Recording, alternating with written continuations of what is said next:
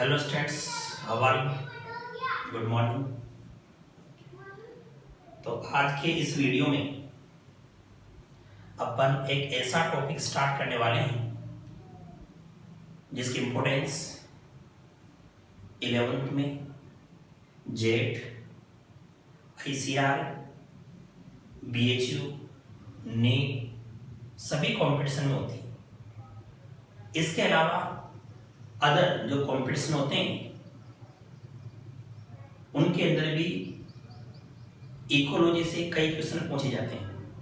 हर साल जेट के एग्जाम में 3 से 4 क्वेश्चन इकोलॉजी से संबंधित होते हैं और इकोलॉजी को अगर आप ध्यान से पढ़ेंगे तो हर क्वेश्चन का आंसर आपके जो वीडियो है, आपके नोट्स है, उनके अंदर होगा। तो ध्यान से आप लोग इसको पढ़ें ताकि हर क्वेश्चन का आंसर आप लोग दे सकें। सबसे पहले अपन यहाँ पर देख रहे हैं कि इकोलॉजी क्या है।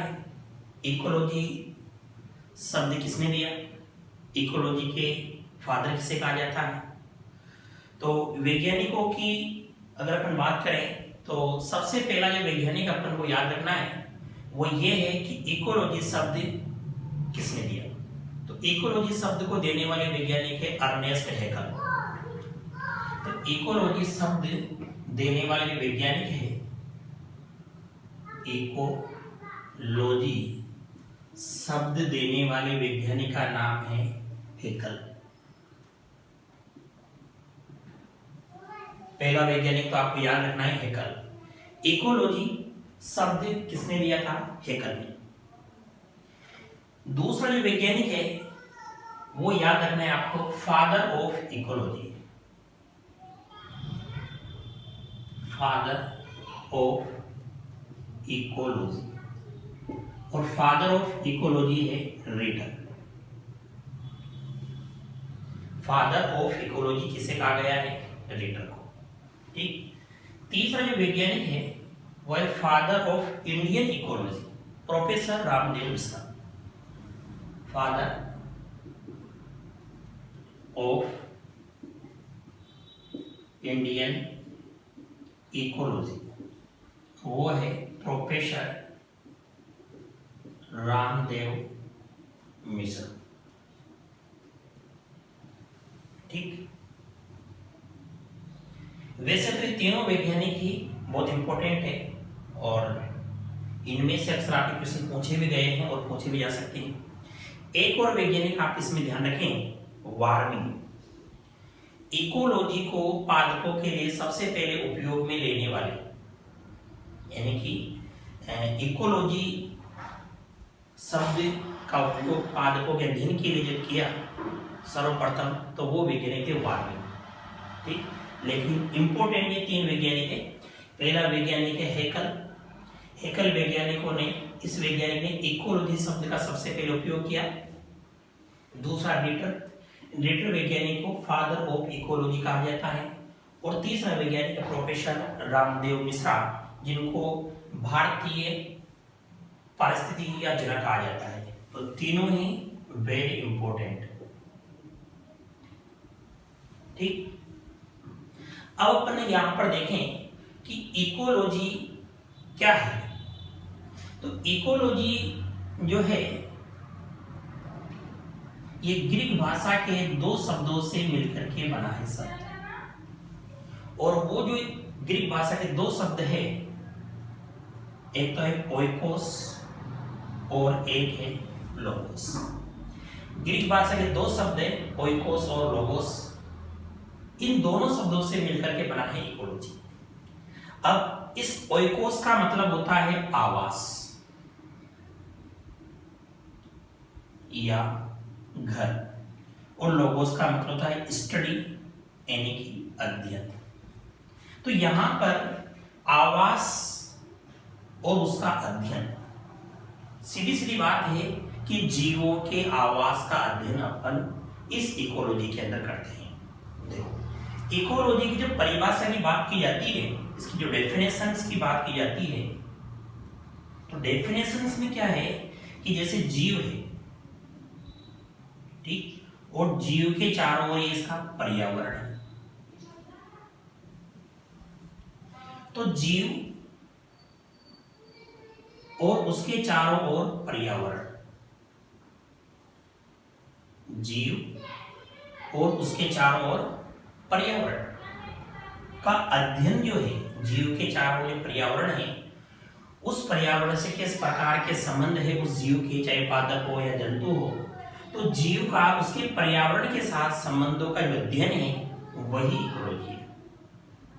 आप ऐसे समझें कि जैसे कि पादप जातियां हैं, जंतु जातियां हैं, तो ये सभी पादप जातियां, सभी जंतु जातियां पर्यावरण के साथ किस प्रकार से संबंध रखती है, इन संबंधों का जो अध्ययन है वो अपन करते हैं इकोलॉजी के अंदर, पारिस्थितिकी के अंदर।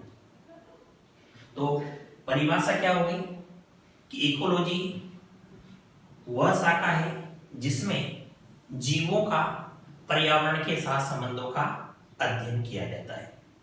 ठीक, अब यहां पर अपन देखें कि जो इकोलॉजी है उसमें किस तरह से अपन स्टेप बाय स्टेप स्टडी करेंगे, उसको बोला गया है ecological hierarchy. Ecological hierarchy, ecological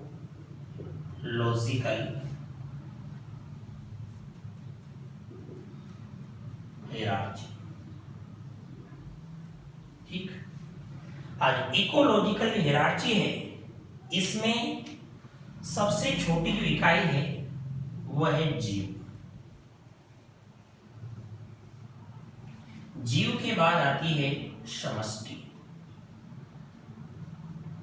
और समष्टि के बाद बनता है समुदाय। समुदाय से बड़ी यूनिट होती है पारिस्थितिक तंत्र या पारितंत्र भी अपन कह सकते हैं, और पारितंत्र से बड़ी इकाई होती है बायोम, और बायोम से बड़ी इकाई होती है बायोस्फीयर।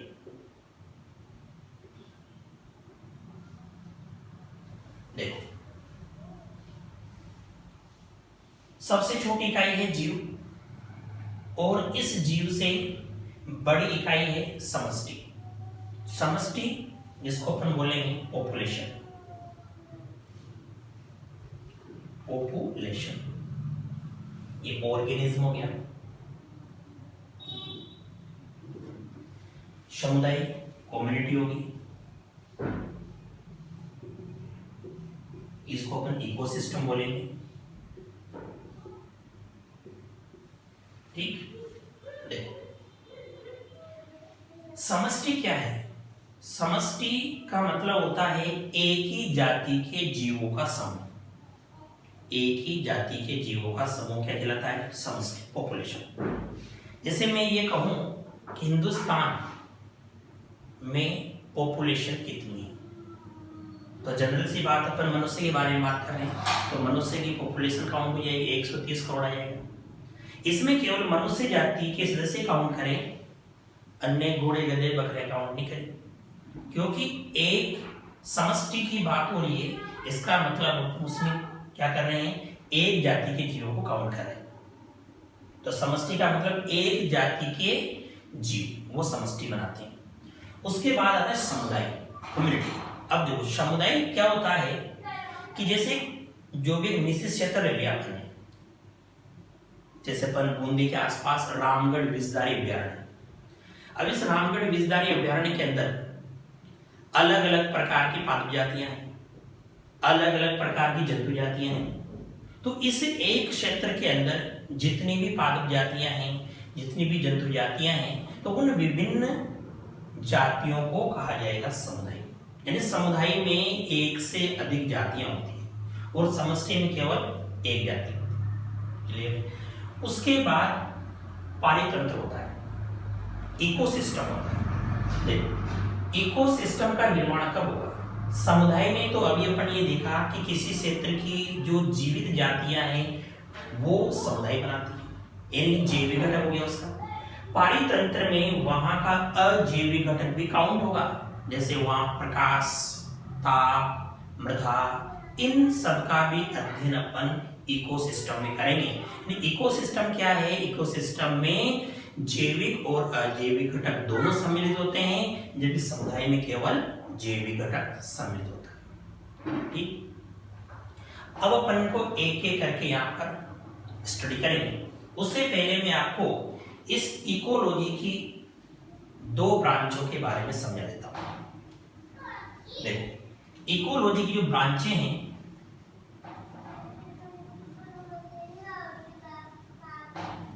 शाखा, वैसे इकोलॉजी की कई सारी शाखाएं हैं, लेकिन अपन यहाँ पर दो शाखाओं का अध्ययन करेंगे और दो शाखाओं को आपको याद रखना है जो एग्जाम में पूछे जाते हैं। पहली जो है वो है स्व पारिस्थितिकी। पहली जो ब्रांच है वो है स्व पारिस्थितिकी। ठीक, अब स्व पारिस्थितिकी में किसका अध्ययन करेंगे? तो स्व पारिस्थितिकी में अपन किसी क्षेत्र में, जैसे अपने रामगढ़ विस्तारी ले लेंगे, किसी क्षेत्र में एक जाति के जीवों का अध्ययन करते हैं। एक जाति के जीवों का पर्यावरण के साथ संबंध का अध्ययन करेंगे। यानी यहां पर एक जाति का अध्ययन हुआ, यानी कि रामगढ़ विस्तारी अभ्यारण्य है तो उसमें पादप तो कई प्रकार की जातियों के हैं, लेकिन अपन ने एक स्पेशल, जैसे मान लो प्रोसोपिस चुन लिया, तो एक जाति के जीवों का पर्यावरण के साथ संबंध का अध्ययन करते हैं, तो इकोलॉजी की वो शाखा क्या कहलाती है? स्व पारिस्थितिकी। बहुत इंपॉर्टेंट है, क्वेश्चन पूछा जाता है।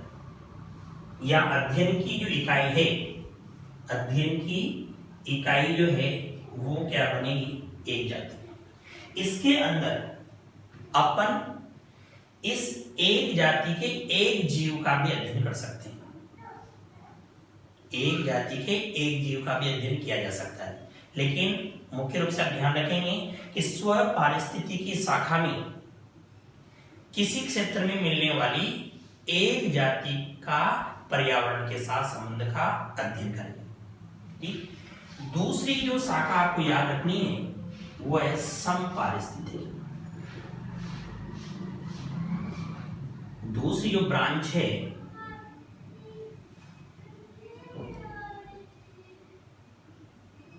वो है समपारिस्थितिकी।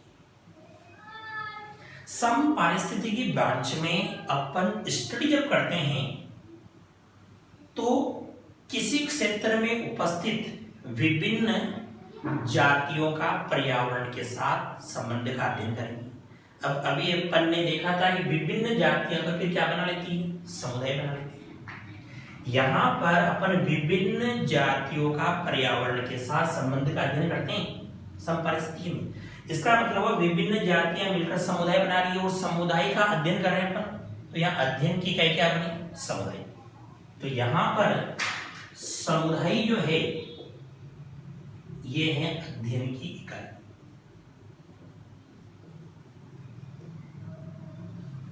ठीक, तो आपको क्या याद रखना है? स्व पारिस्थितिकी में अध्ययन की इकाई क्या है? एक जाति है। समपारिस्थितिकी में अध्ययन की इकाई क्या है? समुदाय। समुदाय के अंदर अभी अपने देखा कि किसी क्षेत्र में मिलने वाली विभिन्न जो जातियां हैं वो मिलकर क्या बनाती है? समुदाय। ठीक, तो याद रहिएगा आपको इकोलॉजी की दो शाखाएं हैं, स्व पारिस्थितिकी और समपारिस्थितिकी। स्व पारिस्थितिकी में अध्ययन की इकाई क्या है? एक जाति, जबकि समपारिस्थितिकी में अध्ययन की इकाई क्या है? समुदाय।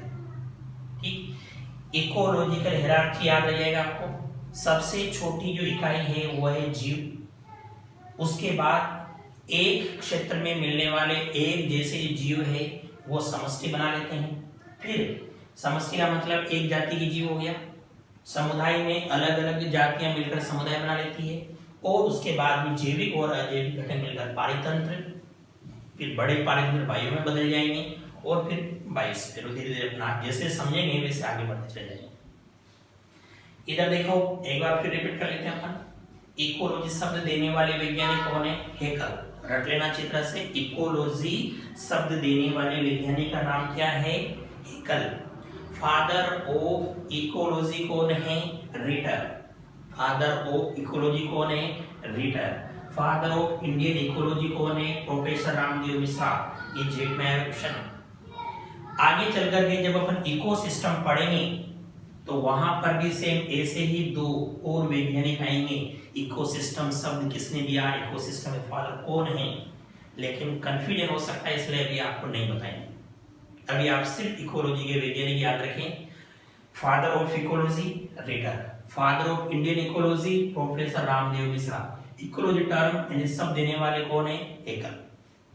इकोलॉजी शब्द ग्रीक भाषा के दो शब्दों से मिलकर के बना हुआ है, ओइकोस और लोगोस। ओइकोस यानी हाउस यानी घर, और लोगोस यानी स्टडी अध्ययन, यानी अपन जीवों के आवास की जो स्टडी है वही है इकोलॉजी। क्लियर यहां तक? अब अपन स्टार्ट करते हैं सबसे पहले जीव से।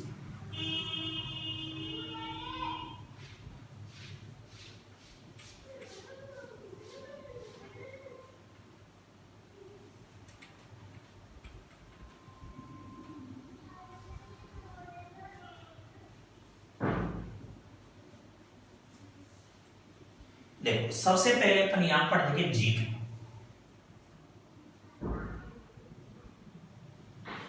तो जीव को पारिस्थितिकी की अध्ययन की इकाई कहा जाता है। वेरी इंपॉर्टेंट है। जीव को पारिस्थितिकी की यानी इकोलॉजी की अध्ययन की इकाई कहते हैं।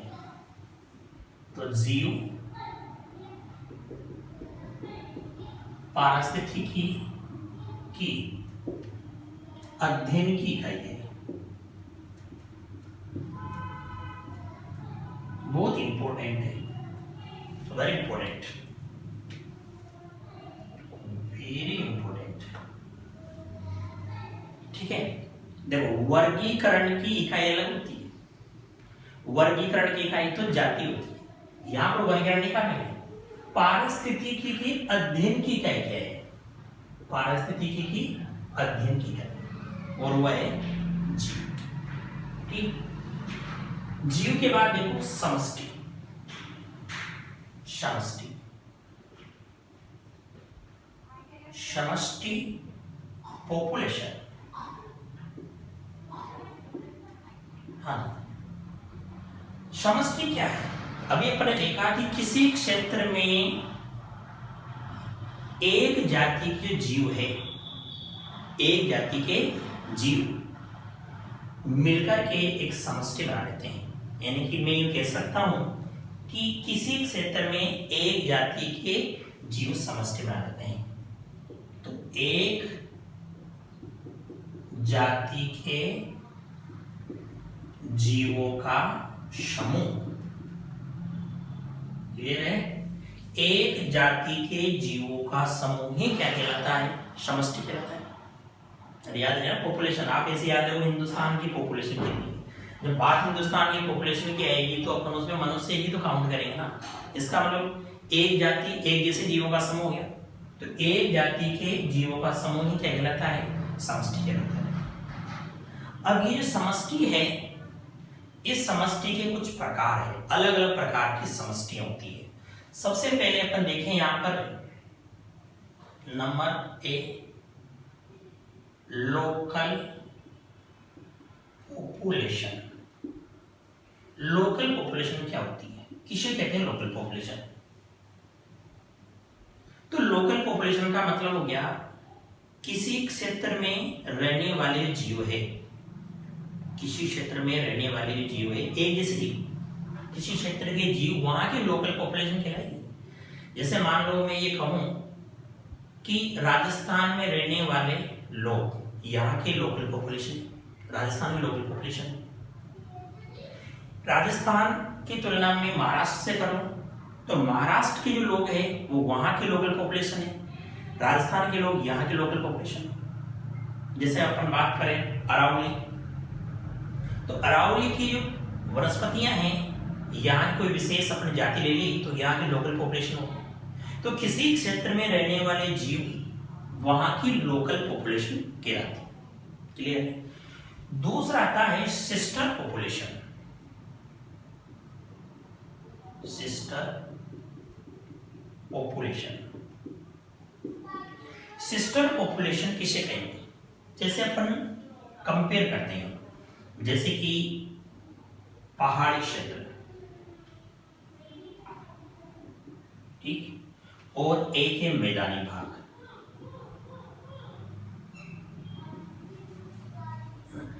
अब ये जो पहाड़ी क्षेत्र है, यहां पर लोकल पॉपुलेशन है,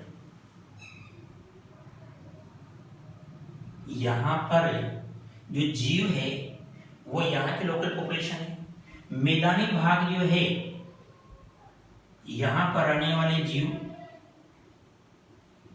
यहाँ की लोकल पॉपुलेशन कहलाएंगे।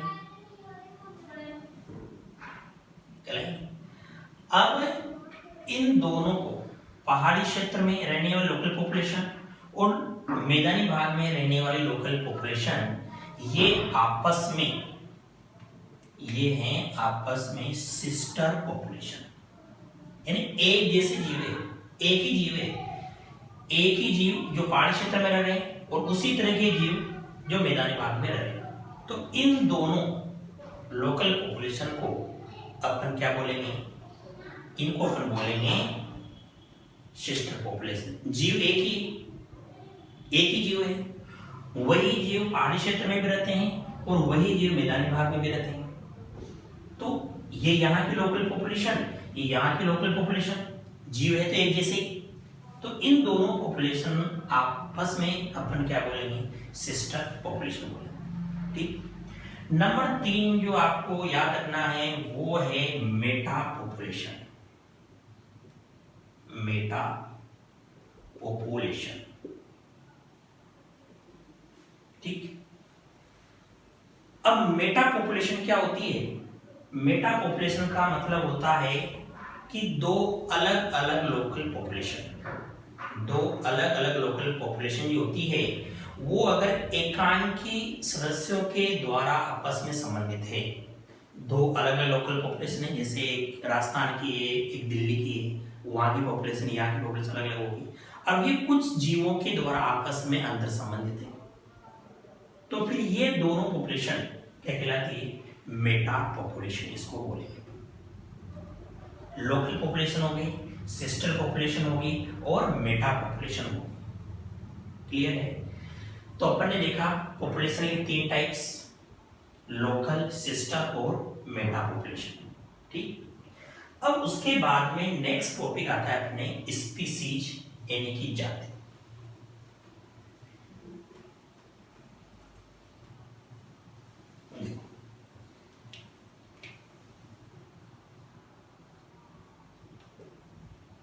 स्पीसीज, एक जाति क्या होती है, किसे कहेंगे अपन जाति?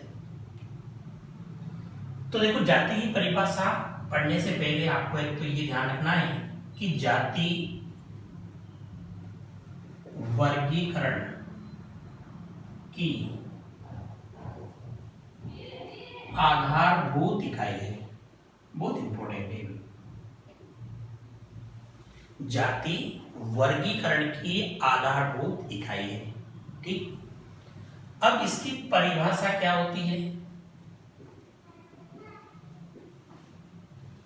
जैसे अगर मैं ये कहूं कि मनुष्य जाति, तो मनुष्य जाति का मतलब हो गया कि सभी देशों के मनुष्य, चाहे वो इंडिया के हो, चाहे चाइना के हो, चाहे वो अमेरिका के हो, इंग्लैंड, फ्रांस, जर्मनी, कहीं के भी, सभी को अपन एक ही जाति में रखते हैं। जैसे मनुष्य होमो सेपियंस है, ठीक।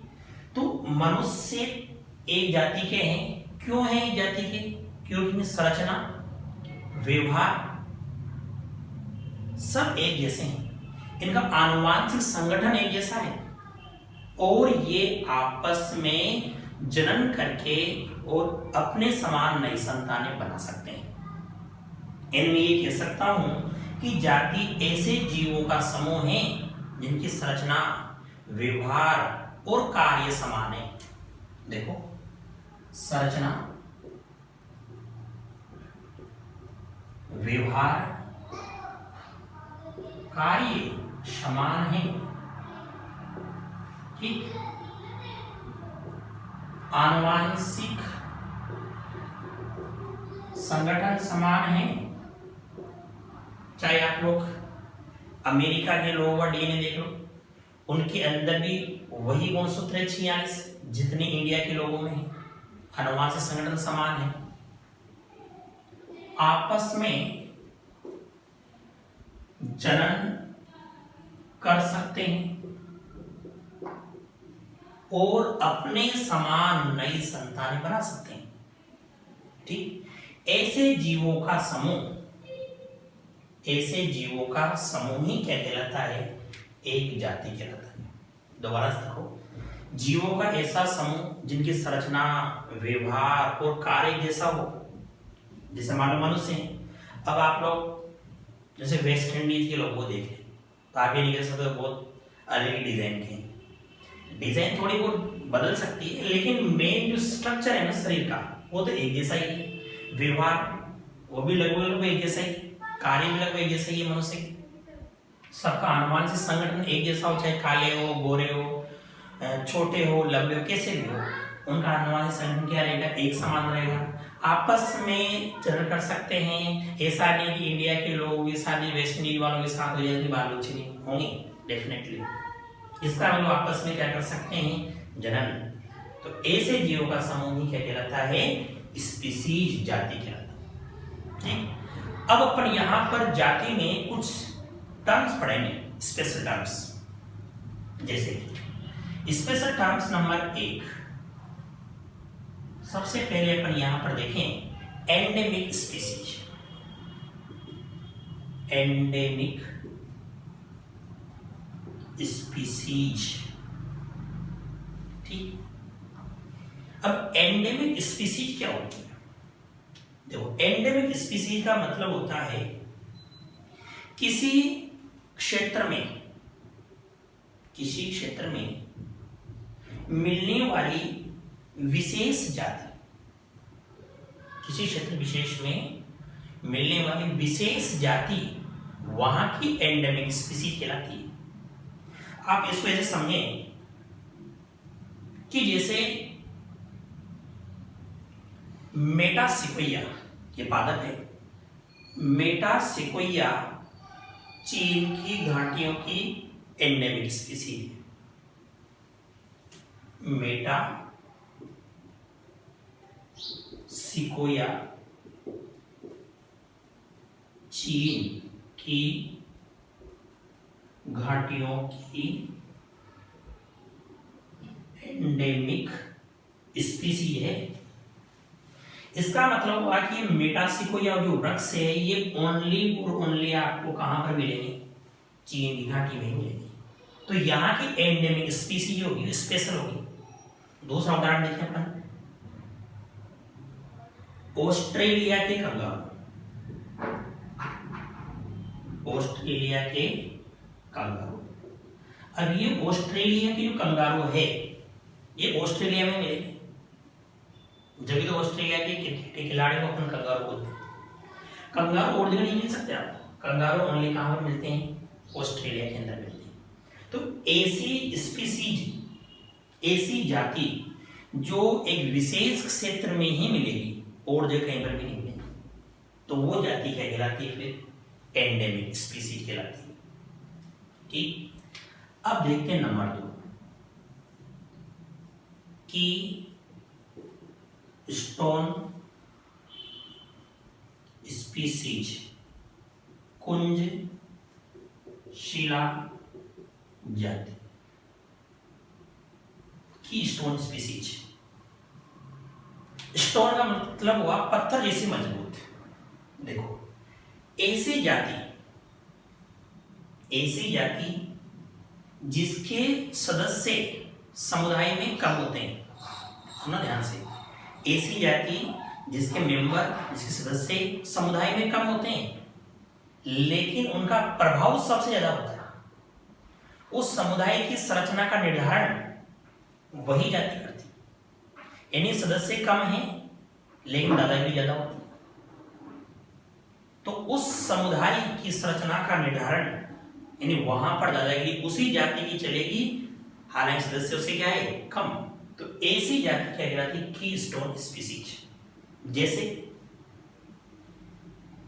जैसे जंगल में शेर, अब आपको याद है एक जंगल में एक शेरों की संख्या बहुत कम होती, किसी में 1 2 3 5 इस तरह से।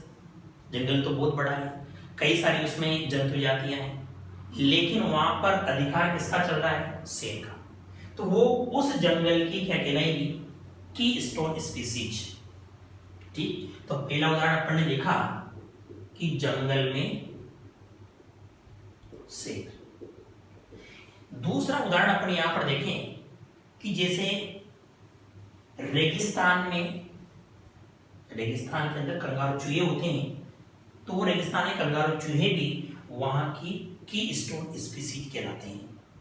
ठीक, अब नंबर 3 देखें, क्रिटिकल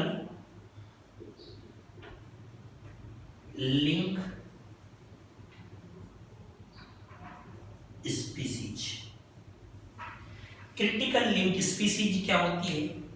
क्रिटिकल लिंक स्पीसीज का मतलब होता है कि एक जाति दूसरे जाति के साथ, एक जाति दूसरे जाति के साथ रहेगी और उसके साथ रहना उसका अनिवार्य है। जैसे अपन देखते हैं लाइकेन। अब लाइकेन क्या है? लाइकेन है शैवाल व कवक का रिलेशन संबंध। तो यहां पर शैवाल का कवक के साथ रहना जरूरी है, कवक का शैवाल के साथ रहना जरूरी है, तो ये कहलाती है क्रिटिकल लिंक स्पीसीज, जिनका साथ रहना अनिवार्य है, ये एक दूसरे पर डिपेंड रहती है, ऐसी जातियां क्रिटिकल लिंक स्पीसीज कहलाती है। ठीक, तो ये अपनी हो गई स्पीसीज जाति के अंदर 3 टर्म्स, एंडेमिक स्पीसीज, की स्टोन स्पीसीज और क्रिटिकल लिंक स्पीसीज, तीनों इंपॉर्टेंट है। जाति वर्गीकरण की आधारभूत इकाई है, ध्यान रखें आप लोग। जाति को वर्गीकरण की आधारभूत इकाई कहा जाता है। ठीक, जाति क्या होती है? जाति है एक समान जीवों का समूह। शॉर्ट में अगर हम बोले, एक समान जीवों का समूह जो जनन करके अपने समान नई संतानें बना सकते हैं, उन जीवों के समूह को ही अपन एक जाति बोलेंगे। ठीक, अब अपन जो देख रहे हैं